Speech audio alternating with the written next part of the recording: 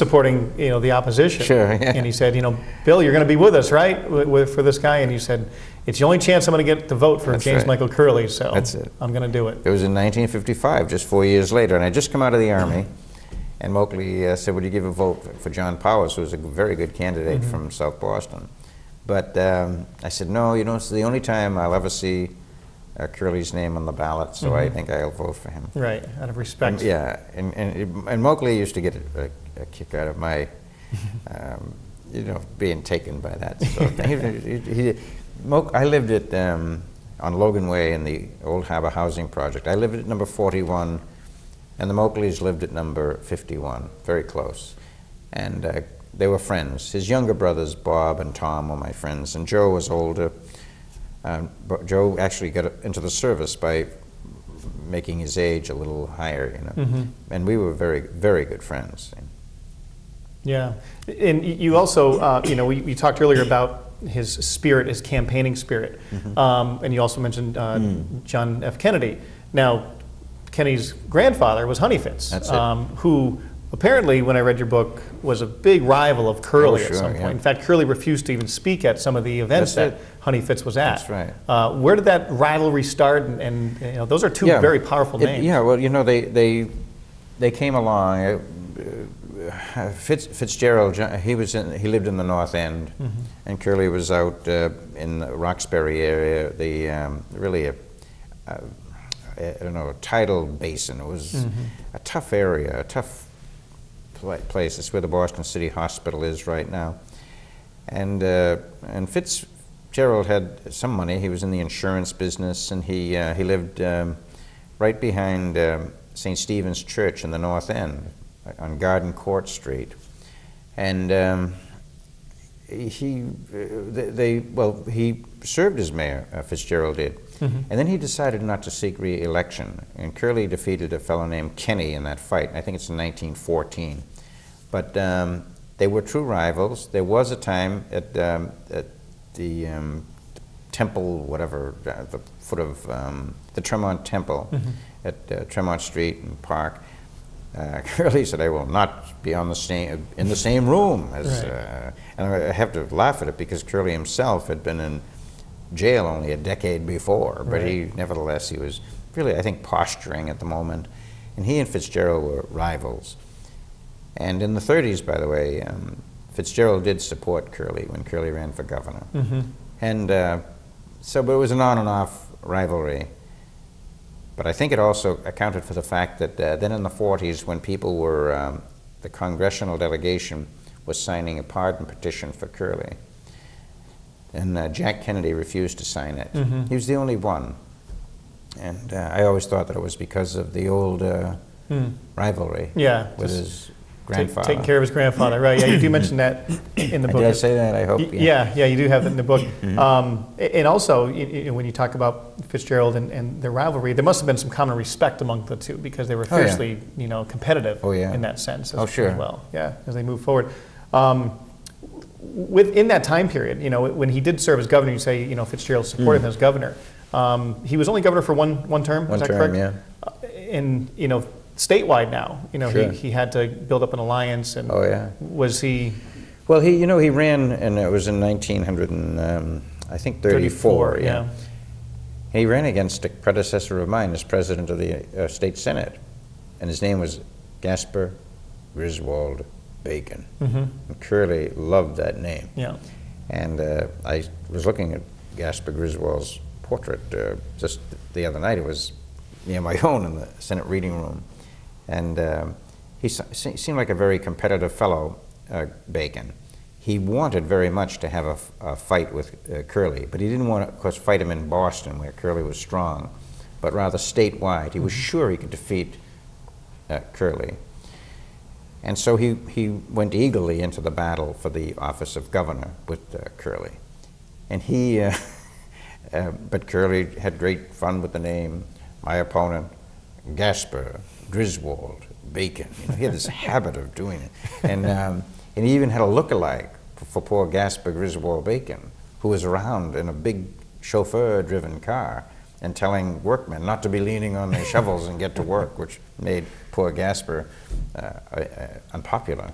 So these things that he would do, you know, I don't think you should do them, but nevertheless, he was at it. And I'm sure his opponents, in fact, there are many instances where his opponents were even more lethal dealing with him. You know, you also too talk about it. The sense I got from James Michael Curley, granted he was a fiercely competitive person, but very compassionate at the same time. You also tell a story about his mother, who came over from Ireland, you know, in the 1800s, and he would see her constantly scrubbing floors on her hands and knees. And then he was going through City Hall and he saw a woman doing that, and he said, you know, he sent a memo out, nobody scrubs floors on their hands and knees in this building. So clearly a very compassionate person at the same time. Well, he had great, and he could make great gestures about it. No woman should ever be on her knees except to pray. Right. Yeah. And you know, he would make the grand gestures. And as you know, he's hugely controversial because when he was very young, I think he's about 28 or 29 years of age, he's an alderman, and he and his friend Tom Curley go. They're getting jobs for people wherever they can. That's part of his role as a politician in the big city. And the appeal is not over the radio or television. We don't have those things at this time. It has to be a much more personal thing. And they were very much in the social benefits mode. And he and his friend Tom Curley, no relation, they went down and took exams for two people who were looking for the jobs in the post office. And Curley used to say he'd make a very good postman. He said, but he's not very sharp. So they take the exam, and they're caught. And then a judge, Judge Lowell, sent them both to jail for Charles Street Jail for 90 days. And so it was a good, heavy punishment. But you can never make an excuse for it. He shouldn't be taking the exam. And he was noticed in that jail too, by the way. I think the fellow who ran the jail said, "You watch him. Curley. He's going to be somebody who you should keep an eye on because he has a great future." He had noticed that Curley was in the library all of the time, and he read extensively. And then, by the way, so he's an alderman at the time, and he's re-elected while he's there. And Tom Curley is elected to the state senate. He but never sat because the Republican legislature disallowed him. He had been convicted of a felony, and he was not going to be allowed to be seated. But Curley, I just mentioned courage as a very important virtue. I believe that the fact that Curley stayed the course and ran for office again and again, right where they knew him best, and exactly where everyone knew of his misdeed, the matter of taking the exam. And he was chided constantly for it. And he paid a huge price for it, all of his life, public life especially. And still he didn't run away from it. You know, a lesser person would have said, well, I better get a job somewhere and be obscure. I might even have to go out of state. I don't want to have to be reminded of this misconduct of mine for the rest of my life. But he stood up to it. And I mean, even in the 30s and the 40s, the cartoonists would caricature him in a with a ball and a chain, prison garb. And it must have been hugely painful for himself and for his family. But that's what he endured. By the way, he had good explanations. You alluded to it a moment ago. I did it for a friend, he'd say. After a while, he just about justified it. Yeah. And by the way, I think it has this effect, if I understood my own constituency, certainly, because I had their approval for 35 years. But I think if they believe that you're being treated unfairly, and this same attack is being made over and over again, at some point they make up their mind to be much more favorably disposed toward you. And I think I've had the experience myself when I've been under some kind of attack that they didn't think was fair. Then even those who were critics suddenly have reason to be well disposed towards you.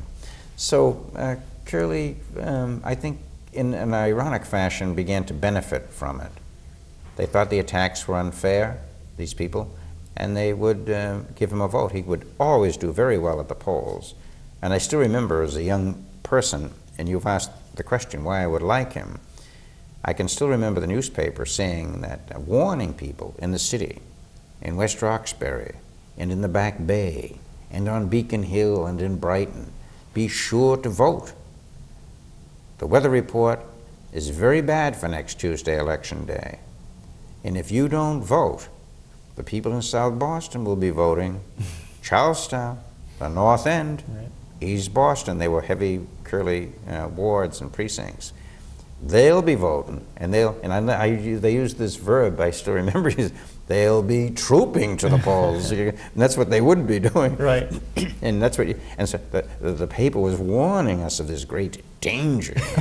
And I still remember feeling how I always felt very proud to be part of the constituency that was not taking its marching orders from the press. Right, and you know, as a public official, as you have been for many years, it's tough to fight the press. You know, they always get the last word. Well, of course, always they're get tough. The last word. They are.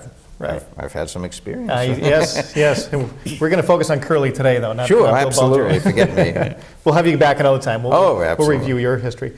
You know, later in his life.